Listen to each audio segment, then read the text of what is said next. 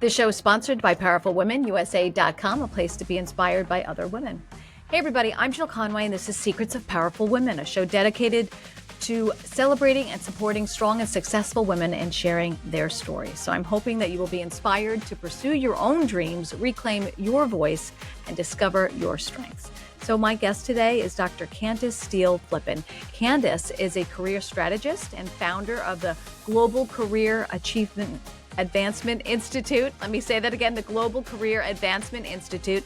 She's also a two-time best-selling author and an empowerment speaker, and she is a powerhouse of a woman. So Candice, thank you for being here and welcome to the show. Hey, Jill, thank you so much. It's always great to have conversation with you. Oh, I know. We've had one before that went on and on. It was only supposed to be 5 minutes, but it was so good. Dr. Candice, so tell me first off what exactly you do, and I know you focus on a lot on women. So Yes, so I started out as a communications executive, and along the way, I just became curious about how people were interacting in the workplace, how consumers were interacting. So I started researching generational workers, so Gen Z, millennial, Gen X, my generation, baby boomers. And along the way, I started looking at women in our careers. And that started me on a journey to help more people achieve the success in their careers that they need, they want, and they deserve. So I help people connect those dots from where they are now to get to where they want to go in their careers. what do you think is stopping most women or men? Oh my gosh. So what we know, Jill, is that there are lots of well-researched reasons about women in our careers. Some have to do with systemic challenges that women continue to face. So, different kinds of bias. Women, because of life stage and where they are exiting from work, maybe to start a family or to be a caregiver. But my research really focuses on self-efficacy. And that's just your belief that if you do something, it's going to work out. Because if I had a magic wand, I'd wave it and I'd get rid of every ism and bias, but alas, I can't do that. No. So what I try to do is look at ways for us to break through. And my research helps women dial up our self-efficacy. So would you say, and I get into this a lot on the show because I love it and I feel like we vibe a lot with a lot of the things we were talking about previously, but mindset. I mean, how important is mindset in all of this? 100%. So let me just explain for folks what I mean by self-efficacy. Have you ever wanted to do something, Jill, and you shared it with someone and they were like, you can't do that, and you went and did it anyway? Yeah, this podcast. So, yeah, I shared it with someone. I'll tell you the story, and I share it a lot. And I told people that are in my circle that mean well, but they were like, who would listen to that? Like, why not have men on too? And all this, and I feel like they tried to plant the seeds of doubt, and I was like, no, I know what I have to do. Yeah. And so you went through it, and there was something in your mindset that let you know that if you bet on yourself, it's going to work out. That is an example of your self-efficacy being dialed up. Now, have you ever maybe spoken to someone who you thought was just so talented, and you went to her and you said, oh, Candice, I think you're great. You should apply for that promotion, or you should do this. And then that person said, yeah, I read the job description. They wanted 5 years experience and I only have, 4 years and 300 days. So close. Or I just got a promotion 2 years ago and I feel like I need more seasoning in this role, more time. Maybe in like 3 or 4 years, I'll be ready. And they won't go for it. And what's the difference with men and women in that situation? Oh yeah. So in that instance, that female had low self-efficacy. There was something in her that made her believe that she couldn't take that risk and bet on herself because it might not work out. She needed more time. She needed more whatever. Men tend to have higher self-efficacy, believing and betting on themselves. So, I'm sure I've sat across men like interviewing, and they have high self-efficacy. So if you ask questions, they'd say, oh, I want your job in 2 weeks. It's just right. Or Or the classic example that we often hear is a woman will look at the job description and then she'll take her resume and she go cross, cross, cross. And unless it's like, super, super close, she'll feel unworthy. Yeah. Or a man could be like, I know the word and. Right. I got 1 out of 10. I got 1 out of 10 of the qualifications. So I'm gonna apply.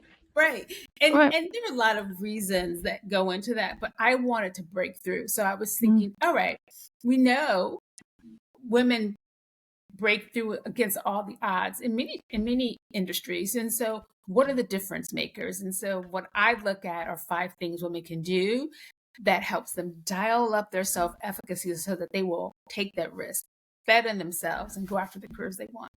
All right. Well, indulge us a little bit. I don't know if you want to give us all 5 or just a couple. What for the woman listening, I mean, who says, I want to keep pushing forward. I want to grow in my career. What should I do? So the first that I believe, and you talked about this with mindset, is believe that you can take steps to bet on yourself to get what you need, you want, you deserve. And in my framework, the first one is around saving. And so this, 7 different studies, thousands of people, and I call it save, but it's really about having a strong financial foundation. And the reason why that is so vital is because, particularly here in the US and North America, women, surprisingly to a lot of people, are the primary breadwinner in their household. And if they're not, they are contributing, a very strong contributor to their lifestyle of their families. And what that means is if that female in that household doesn't have a strong financial foundation, the risk of doing something else is so great if it doesn't work out. And a lot of people don't realize how important your financial situation is to your career trajectory. And so I often encourage women to have a very strong financial foundation or take steps to improve it so that that component won't limit your career options. So that's wow. The second, and this one came up a lot in the early studies, and it was around hard work. But here's the twist. It's not working hard. Like, I'm never going to tell someone don't work hard, right? That doesn't make any sense. It was really, women were saying, I'm working really hard, and studies show women actually even work harder than men because we take on all those extra things in the office. Well, men just say no. Right? Men just say, no, I'm not doing that. Right. You don't have the bandwidth. Right. And I don't understand like why I'm putting in all this work, but I'm not getting ahead. And it's because there's this misalignment, because we often believe that work is a meritocracy and it's fair when actually hard work is subjective. Let me say that again. Hard work is just like beauty is in the eye of the beholder. And so it is so important to be aligned with the person who evaluates you and maybe those who are influencing that person. I'm gonna let you sit with that. Oh no, that's so good. Go ahead. Oh, I'm writing. I'm taking notes because I want to ask you a question. Go ahead. Keep going. Yeah. So that alignment is so important. The third, and this was actually in the studies, the most highly correlated to your career self-efficacy, your career success. And that is, I call it advocate, but it's really using your voice effectively.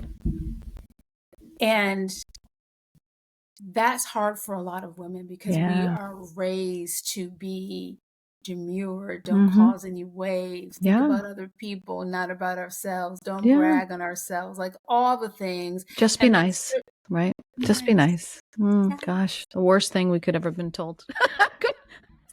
Go ahead. Don't be aggressive or assertive, fade in the background. Yeah. And the challenge with that, and I see improvements a lot generationally, but the challenge with that is it costs us so much. So, my sister, Cindy, my favorite sister, she... Do you have a lot of sisters? Yeah, she calls herself the favorite sister. That's her brand. I love it. like in the family. There's me, but she's a favorite sister. But you know, she reminds me a lot about how important it is to be able to use your voice, because if you go shopping with her, she is like the queen of the negotiating. Like if I want something, I'm like, could you go buy this for me? Because she is like the queen of negotiating. And so many women like Cindy can negotiate so well outside of work. But when it comes to a work situation, like negotiating our salary, negotiating time, negotiating resources, negotiating opportunity, we fall short. Yeah. And so the ability to use our voice effectively costs some women, from a compensation perspective, anywhere from $500,000 to $1.5 million of lifetime wealth accumulation. Oh, wow. Just not being able to take those negotiating skills into the workplace really, really well. Yeah. The other part of using your voice effectively has to do with leadership expectations.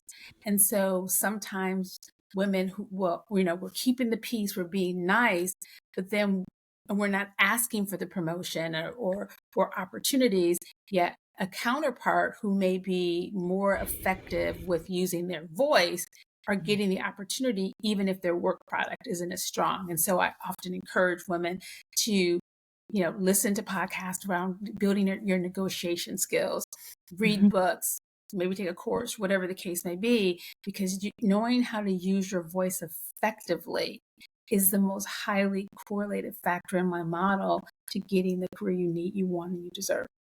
Wow. The fourth is, I call it persevere, but it has to do with having really good coping mechanisms.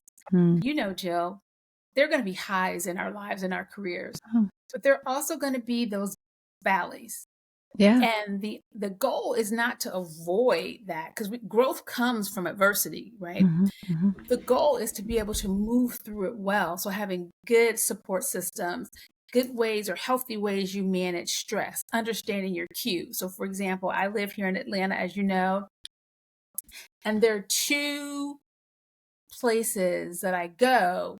One is Piece of Cake. They make really good cake. And then another, and this is a national chain, Jenny's Splendid Ice Cream. And so I know that if in a week, if one or two times I'm like having it, I'm like, oh, okay, I must be stressed out. Like this might I can have it once, unless it's like the holidays, and you know, that doesn't count.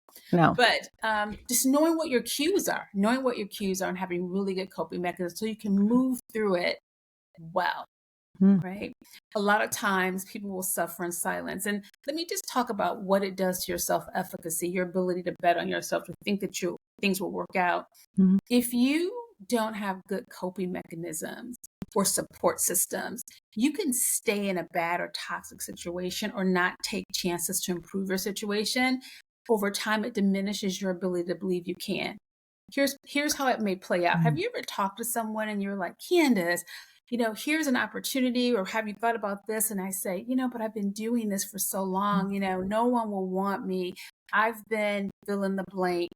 And so what happens is you stay in that valley too long, and then you start to have these beliefs, mindsets that you can improve your situation because you stay in a bad situation too long. Sometimes it means you have to leave that role or that opportunity so that you can put yourself on a better footing. Sometimes very ambitious, very talented women who've been the role model, the groundbreaker, fill in the blank, and then we hit adversity, and we may go to someone and I'll say, Jill, you know, I'm having a hard time. And you're like, not you, Candice, you have blah, blah, blah, blah, blah, blah, blah. So now I've made myself vulnerable. You have tried to comfort me by sharing great things I've done. You know, Brene Brown talks about empathy, you know, that, and we think we're being empathetic, but we're not. And now I've shut myself down. I feel bad. I feel ashamed, whatever the case is. So now I can't go further, or I feel guilt, like, yeah, I've done all these other things. Why can't I manage this? And so I go inward. I don't share it with anyone else. And so now I'm suffering in silence. And now I've kept myself in that place longer and longer, having coped. And so I encourage people to have a holistic view with your career. It's a journey. There are going to be twists and turns. That's okay. Right. Just have someone by your side to help you have a coping mechanism, know what your triggers are so you can get to the other side and learn from that so that you can continue to bet on yourself. And then the last, we're going to say No, go ahead. No. Go ahead. No, and go then ahead. the last is, I call it educate. And it really has to do with two things. One is just self-awareness.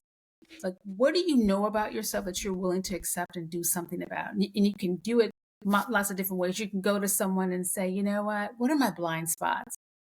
What am I good at? What do I need to learn? You can take a myriad of assessments. You can take my shape assessment. You can take MBTI. You can take Hogan. You can take Strengths Finder, Clifton Strengths. You can take DISC. Like, there are a lot. Integrate. Like, there's so many, just to learn more about yourself and your blind spots so you can make choices. And then the other part is just being a lifelong learner, having a growth mindset, meaning that you can learn and do new things. And here's the good thing about it. Like, our brains are interesting, and they, there's parts that help protect us. So when we see something new, your body makes or your mind makes an assessment, like, is this danger? Maybe it's new, maybe bad, it's different, maybe bad. Yeah. But if you're always learning something new, it doesn't matter what it is.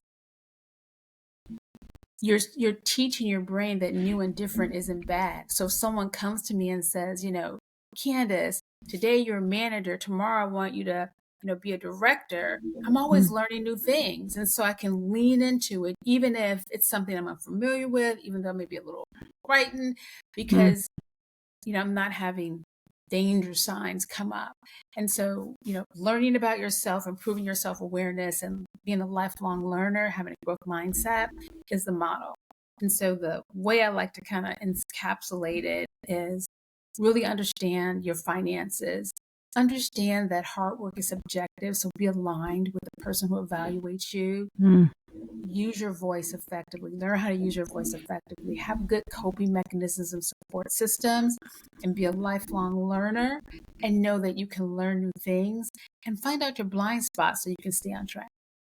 Ooh, I mean, let's unpack some of that, because I feel like it's so important. First, I think so many people, and we mentioned it a few minutes ago, but so many people are afraid of change. And like you said, I know I can think of a recent conversation I had with someone, and they were looking at jobs posted, and they, like, similar to what you said, but they said, well, I don't know that program. I don't know this other program. And I said, well, but you don't necessarily have to know it until you get there, and then you can learn it or take a course on it or whatever. And they were like, no, I think you have to already know it. So it's true. It's like, we're so hard on ourselves, and we're so dismissive of what, instead of like view it as kind of a challenge, right? And say, all right, I'm in. Let me see. Let me give it a shot. Absolutely. And it happens at every level. I'm reminded of a friend of mine who was this amazing person. Well, she still is amazing. And we were talking one day, and she said that her boss wanted to promote her to be president. And I'm like, oh my God, that's fabulous. And she goes, no, I just don't think I'm ready. I'm like, what are you talking about? Yeah. Chairman wants you to be the president. Like, what is happening? Right. But it was a self-efficacy challenge, right? She just didn't believe she had. So I reframed it for her. I said, well, tell me about what it means to be the president. So she goes through what the expectations are, all the things. And I said, well, let me ask you, if he came to you and said, do X, could you do it? She was like, oh, of course I would do it. I'm like, how would you do it? And she told me, I'm like, okay, what about Y? We talked about Y. If he said that, could you do that? Oh yeah, I could, I'll knock that out. I'm like, what about, so we're going through it. And I said, so basically what you're afraid of is the title, because the work you're doing. Yeah. I think you need to raise your hand and get that job, because the opposite of that is he goes out and hires someone who has a tenth of what you have. Yep.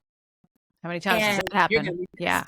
Right. So often they hire a manager or something else, and you're like, I'm training this person. The person underneath them is training them, and they have no idea. I want to talk about coping, because I feel like, so funny. I recently kind of figured out that I'm similar to you. Like, when I'm stressed, I go out for ice cream, right? And it's the same. I don't know what it is, right, about ice cream, but it's heavenly, right? So, and I was like, this is emotional eating. Like, this is how I'm reaching for this. And I really, once you can name it, and you can start to say, okay, well, why am I feeling this way? What's going on? Instead of, I feel like so many people, I don't know, I don't think they think that deeply about it. They don't think about it. Let's think about this, because it makes me feel good and it's so delicious. It is. So my favorite's mint chocolate chip. So I don't know. I don't know what your favorite is, but that's mine. I mean, I could honestly have it probably every night, probably twice a day. Yeah.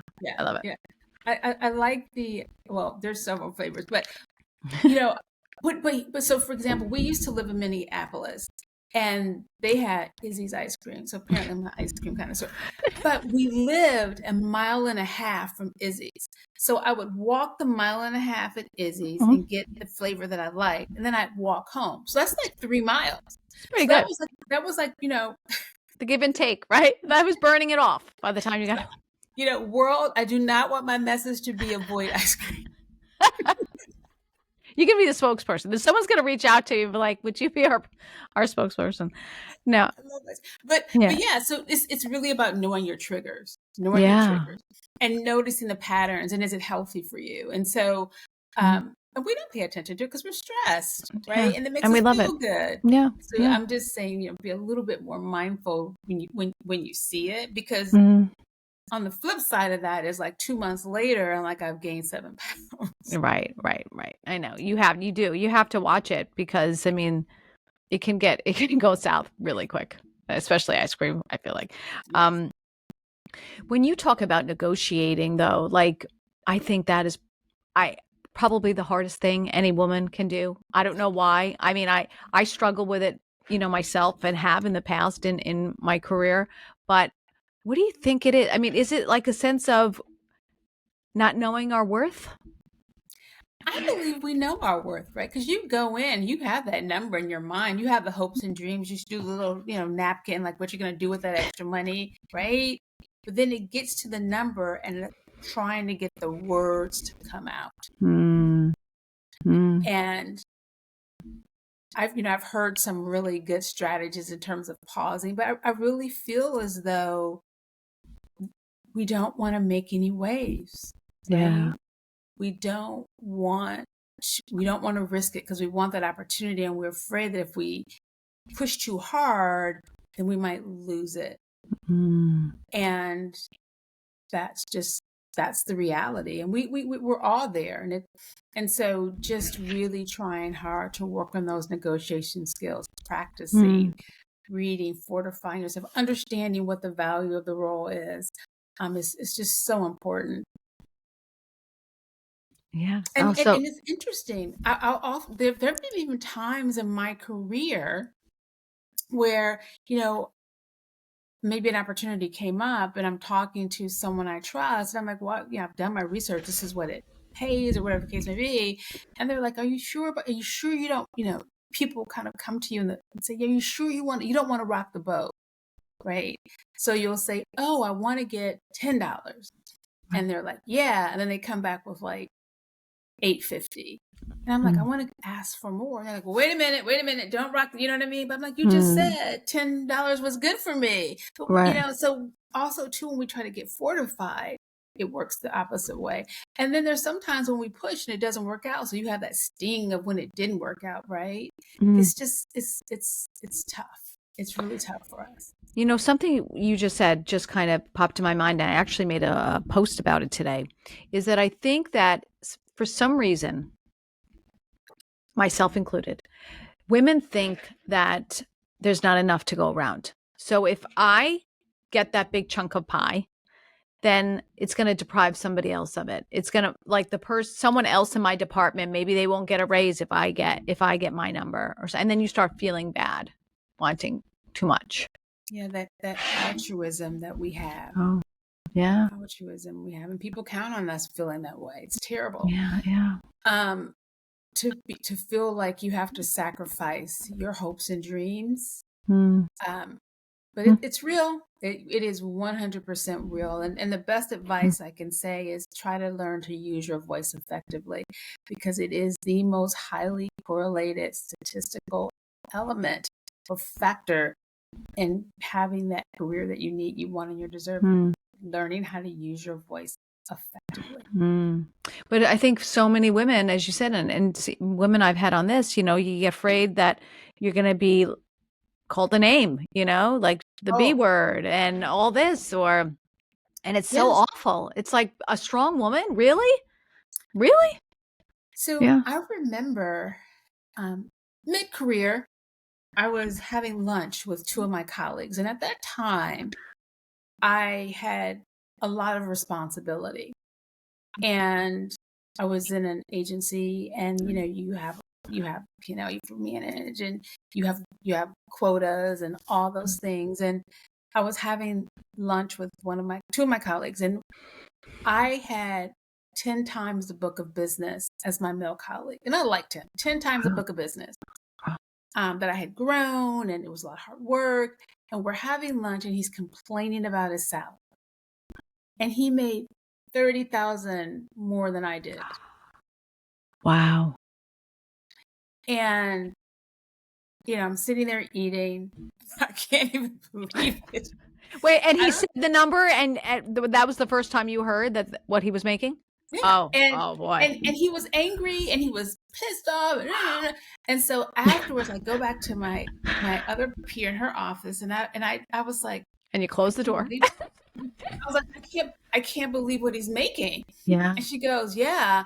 And I told her what I was making. She started crying. Mm. And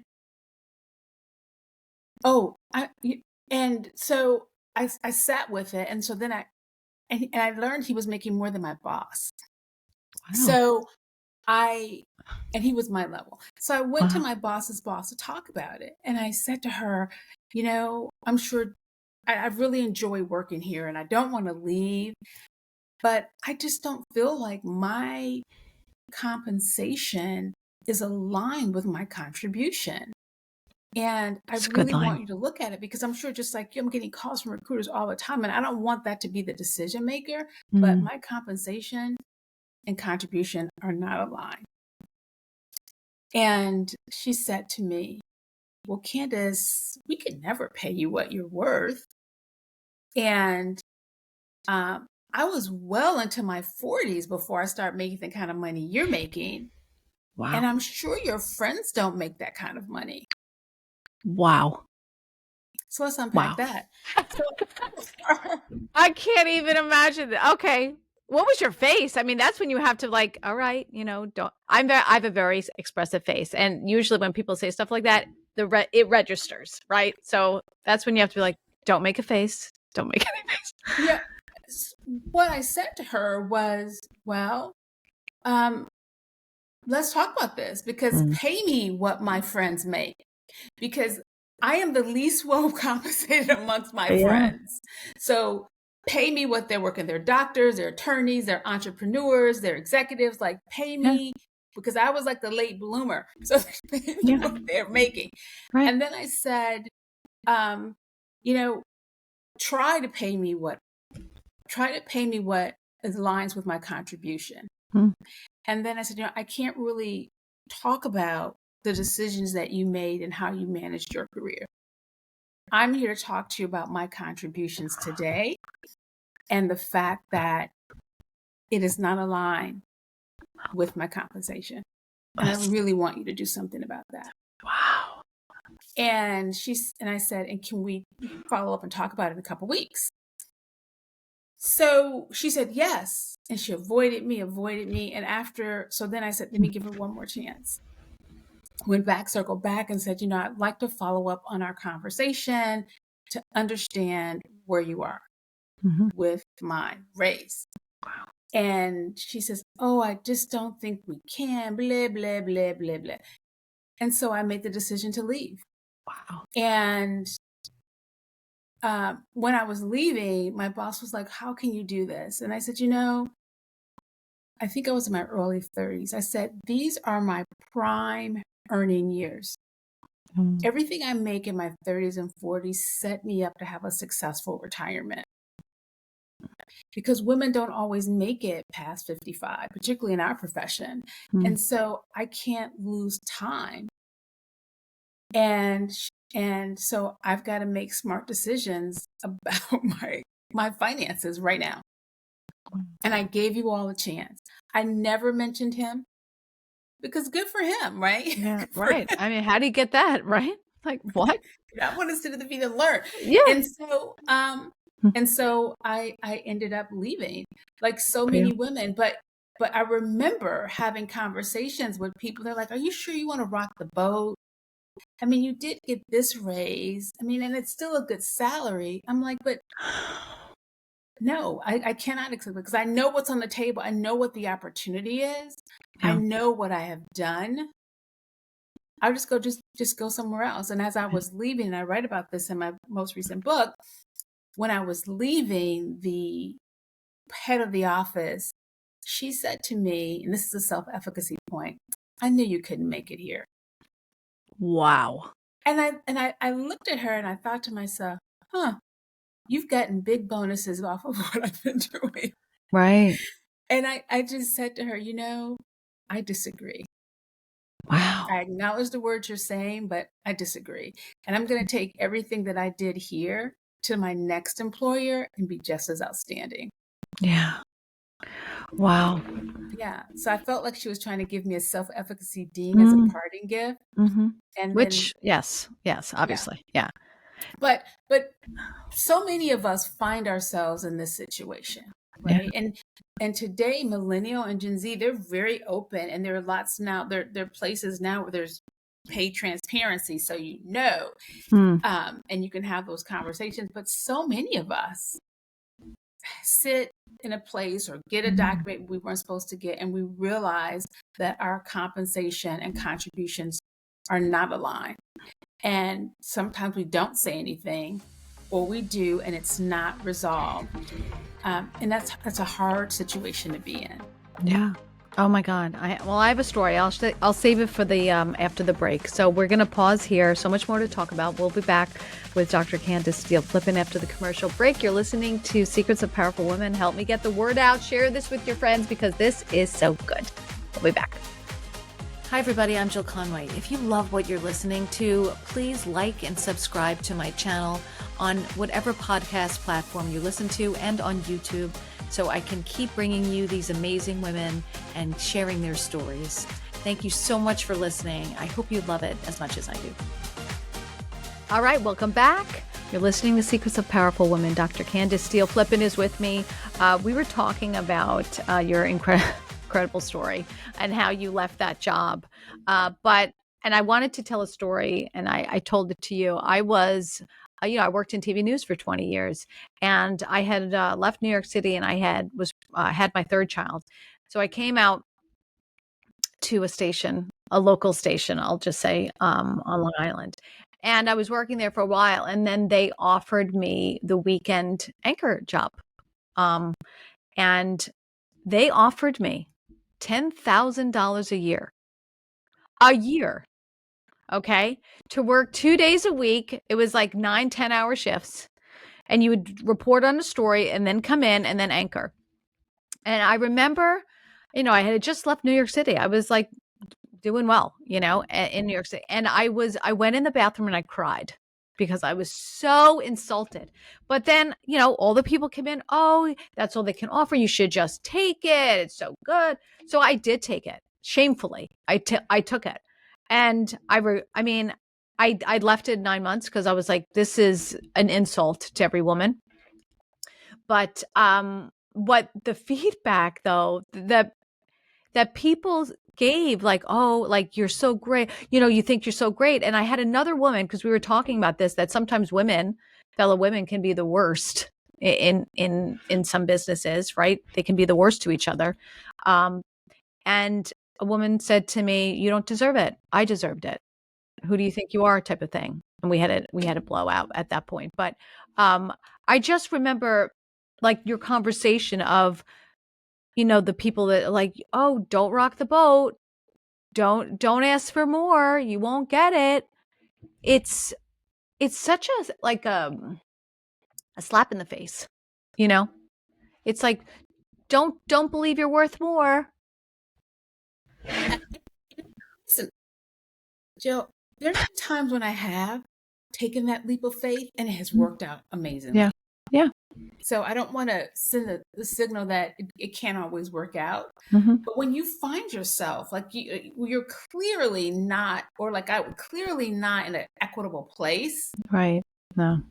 and it doesn't feel good to you, you've got to, like you did, you have to make a different choice for yourself. Right. Because Right. it starts, in my case, I remember feeling like the discretionary effort started to go away because I started to maybe feel a little resentful, because I was thinking to myself, it's 10 p.m. and I'm here going over my numbers, and he left at 5, just like he did the day before. And I wasn't Right. ever angry at him because, Mm. that was the opportunity he was able to create for himself. Yeah. But I was angry that my productivity couldn't allow me to create it for me. And that's when I realized, it's just like, it's just not working. It's not working. Right. Well, let's talk about what you went to school for and what career, you know, where you were. So what industry did you work in? All that fun stuff. Gosh, so my career has been a journey. I started out as an art history major and, history of art. I started my career working in museums, and then I pivoted to healthcare, went back to get my MBA, and really started working in corporate marketing and communications and crisis Wow. communications and in life sciences. So that's pharma, biotech, med device. Then I went to financial services, and then in the end, industrial technology. So that Wow. was like my journey. And then I started really being curious along the way about people in our career. So then I went back to get my doctorate in management. And that's when a world just opened up in terms of thought leadership and really helping people strategize with their careers and building a tool that coaches could use with their clients to kind of fill that gap. Because coaches, the ones I've worked with personally in my career or who come through the program, they help people self-actualize and answer a lot of challenges from a leadership perspective or a life perspective.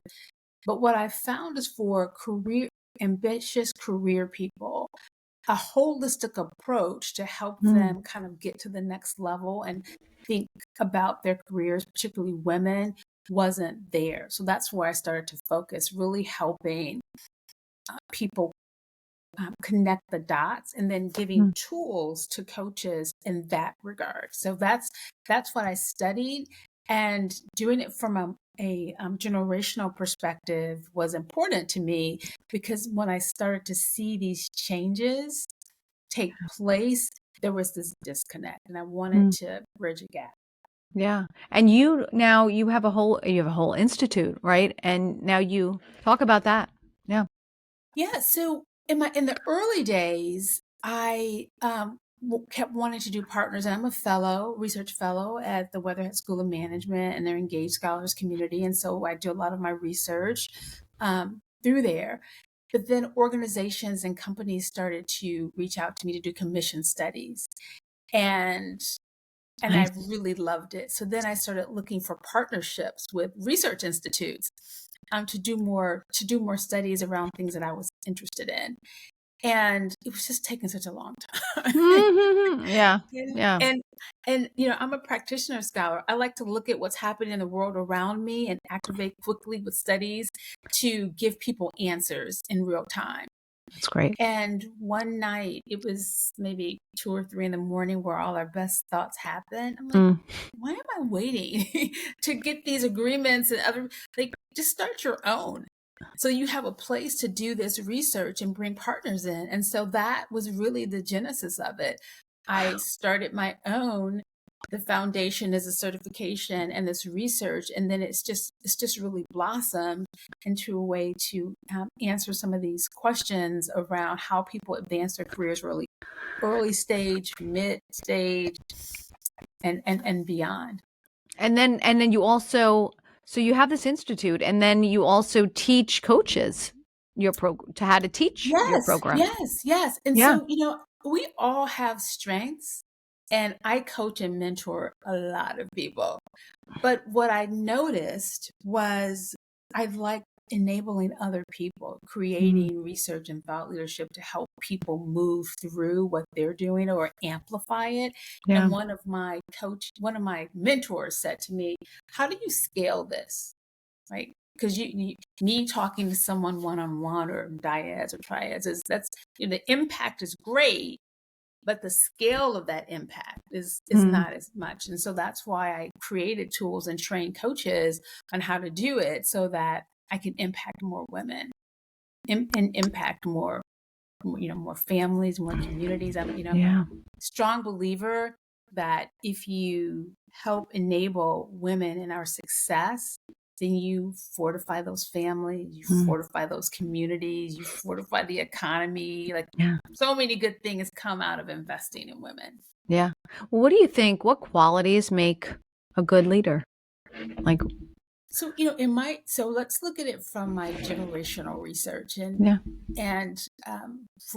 did the study of 1,400 individuals based off of some work on interpersonal communications. And interpersonal communications deal with just how you share information, ideas, both verbally and non-verbally. So verbally is me talking to you, and non-verbally is you listening. And I just wanted to know, which of those types of interpersonal communications resonate by generation, so that I could then train leaders and help organizations understand which leadership qualities from a communications perspective would work well. So And it interesting. turns out Yeah. that there are three. So the first is active listening. And that's baby boomers. You think about when they came of age and how they worked and what was in store for them after 25, 30 years. And so those command and control type hierarchy work structures. So it's active listening. If someone's talking to you, like you're giving them eye contact, you're not looking away, you're not looking at your device, you're fully engaged, you can paraphrase back what they said, you're not interrupting, all the things. For Gen X, which is my generation, and I often say we're like the Jan Brady of the generation discussion. We're so awesome. We're just awesome. But for us, it's really around collaborating and leading small teams. So if you think about when we were coming of age, like playing together, or when we came to the workplace, we started working on those cross collaboration teams or tools that help us. Remember, Polycom, and you're in your conference room and all those things, and now it's advanced, so work didn't have to be in the same location. So all the things that go with collaboration, reward system, feedback loops, after action reports, all of those things. Yeah. So we're really good at that. And so it's a collaboration. But for millennial and Gen Z, it's actually empathy. Really understanding and appreciating that someone's perspective and experience and point of view is valid for them, even if it's not aligned or your own. And so I really, really focus on emotional intelligence. Yeah. So listening, collaboration, having really good empathy skills at being able to identify them and manage them and manage your own, I feel is a great place to start, because we're in this workplace that has 5 different generations working at one time. There's these alphas are coming right up after us, and so those are the ones I focus on. And there's a lot of recent work around the power of empathy as a management skill, and it doesn't mean you're soft. It means that you really can identify and manage your emotion and social skills and help influence those around you. So you're thinking about the impact that you're leaving on people and how they're showing up. You can collaborate really well, and you're listening. So that's where I love to start. Wow, that's so interesting. I never thought about that, but I think you're right. Right. They want to be heard. They want you to really understand where they've been and what they're going through. That's so interesting. I never really thought about that. Yeah. So Wow. if we dismiss it, then it signals we're not being respectful. Right. Oh my gosh. Wow. Right.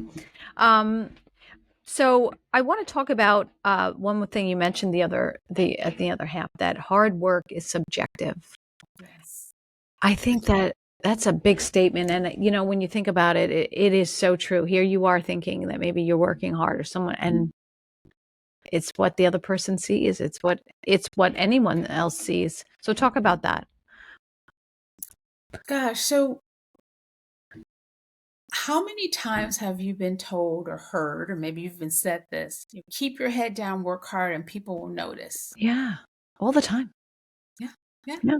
It seems like that's logical, right? Like Mhm. it's a meritocracy. If I'm working hard, Yeah. then someone's going People to will tap me. notice. Yeah. People will notice, and I'll be Yeah. rewarded for it. Yeah. And I won't have to rock the boat. Like my work will stand for itself. Is that the expression that my work shows for itself, or Yeah. something along those lines? That is so ingrained in us. Mm.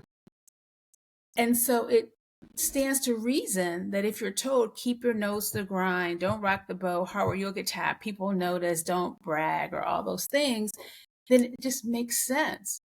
But it's just not true, because so many people have those stories Yeah. where it's other things. It's understanding how to let people know what you're doing. It's how to be like, there's so much more into it, knowing how to navigate the politics in an organization, being aligned with the culture. Mm. In some places, a likability factor, revealing yourself, like all of these things. And Yeah. I also find in the modern workplace, it makes it also tough for people who are introverts, who get their energy right internally as opposed to extroverts. And so for an introvert, working hard and keeping your nose to the grind because I'll be tapped, it's great, right? And then now in environments where you're working virtually, you can thrive. Right. Right. And you can be a great leader, whether you're introvert or extrovert.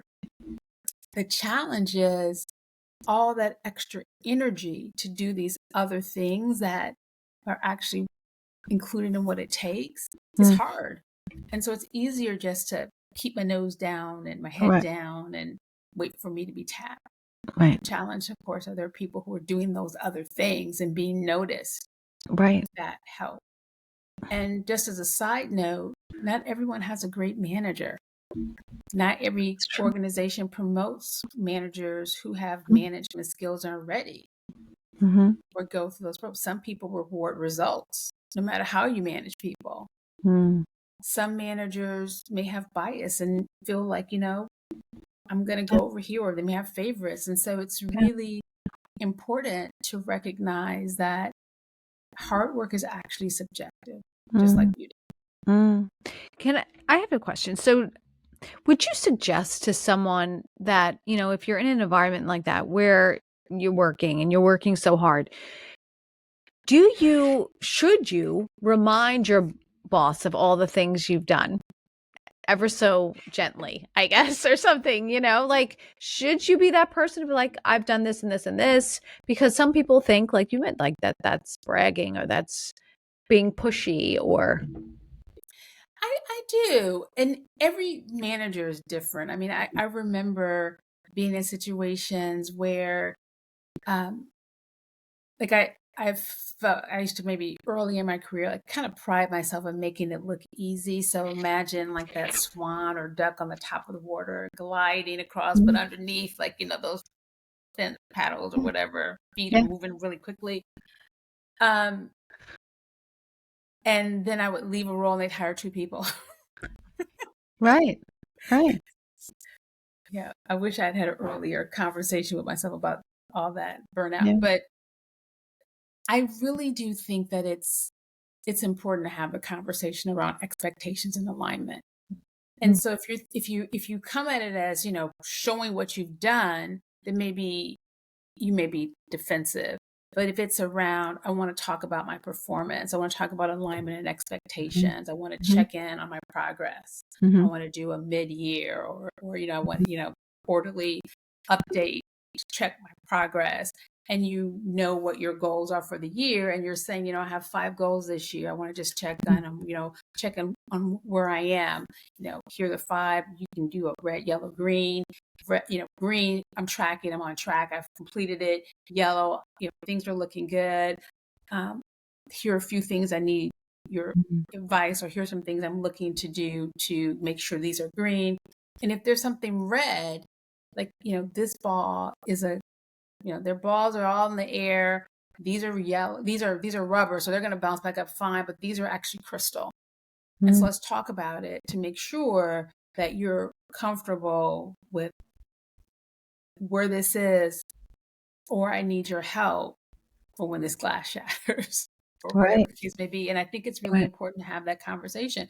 It also then gives you a chance to talk about, we were expecting to come in at, 94%. I came in at 104%, or we were expected to come in at 94%. However, because of these circumstances, and these are all things I've done to mitigate, it looks like the closest I can get is 90. So I do think that's important to be able to be aligned. And you then can kind of help your manager then have visibility.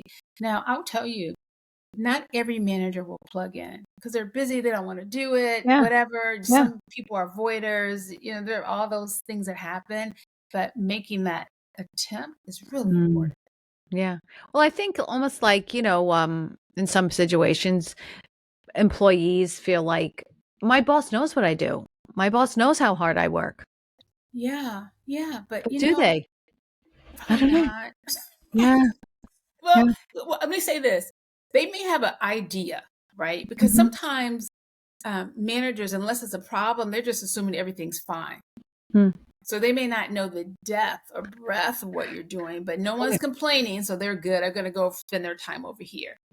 Correct. But so many times there's a misalignment where they just may not know. Right. Oh, so good. So, we're coming down to the wire, but I want to ask you, so, I mean, for the woman listening who, needs advice and is thinking of maybe pivoting or maybe going for that next position in the workplace, what would you advise her to do? So if you're thinking about doing something great, give yourself credit for the courage to bet on yourself. And if someone says you can't do it, say to yourself, I'm not going to let you doubt my self-efficacy. I'm betting on myself. Continue along that vein. So that's the first thing I would say. You go grow. The second thing I would say is, if you think about the framework that I showed you, just evaluate kind of where you are. And if you're just not sure, ask yourself these 3 questions. Okay. Do you have the career you need or the role you need? Does it allow you the time and the compensation to do what you need for yourself and those who are counting on you? Second question, do you have the career or role you want? Is it aligned to your passion and purpose? Is it what you went to school for, trained for? Is this something you're interested in? Is it something you want to actually do? Yeah. When Sunday night rolls around, are you energized and ready for Monday? Or you're like, oh my gosh, let me put the snooze button 4 times. Do you have the career role you want? And then the third question, do you have the career or role you deserve? Does your compensation, your respect, your access, and your opportunity align with your contribution because of things you've done where you actually have earned it? Do you have the career you deserve? And if the answer to any of those 3 questions is no, that is your signal to get your career in shape. Oh, wait, I know we don't have a lot of time left, but I wanted to ask you this because it's so good. So I know you believe in this, the importance of taking time off, the importance of vacations and time to unwind. Yeah. Yeah. It's so interesting how quickly we as women can burn ourselves out. Yeah. And it's almost like that pressure is a privilege, right? You can take it on. What is that expression? If you want something done, give it to someone who's already busy. Right. That's true. Right. Taking time off to recharge and restore is the best gift you can give to yourself. Mm. And I would encourage anyone listening and watching to give yourself that gift and give yourself that grace to recharge, because you're just going to pile it on and it will end up coming out on the end as burnout if you don't. It is the best career medicine you can give to yourself. Yeah. Oh, I agree. All right. So, I know you can work with people. People can contact you. So how can people contact you? So you can just reach out to me on LinkedIn. You can go to our website, globalcai.com, and we can connect you with one of our talented coaches. You can, I'm sure you're going to have the information in the show notes. You can send me an email. I'd love to talk to you about how you can get the career you need, you want, and you deserve. Oh, I love it. And please mention your 2 books. Oh, so my most recent is Get Your Career in Shape. It's a 5-step guide to get that career you need, you want, and you deserve. And I actually have 2 other books, Generation Z in the Workplace or Millennials in the Workplace. And they are very practical guides. So if you are Gen Z or you're millennial and you're trying to figure out how to navigate your career, or you're managing Gen Z or millennial, how to help them navigate their career. Oh, so good. So good. All right. That is it for us. A big thank you to Candice for coming on the show. Oh my God. And sharing all this incredible information and your story. I love it. Oh my goodness. So a big thank you for everyone listening. I'm Jill Conway. You know, this is a show celebrating incredible women like Candice, and I hope you're inspired to pursue your own goals. Ask for that raise. Believe in yourself and dream bigger, because your voice matters and your story can help others. So I hope you join me next time. Share this podcast with a friend and follow us both on social media. Take care, everyone. Thank you, Candice.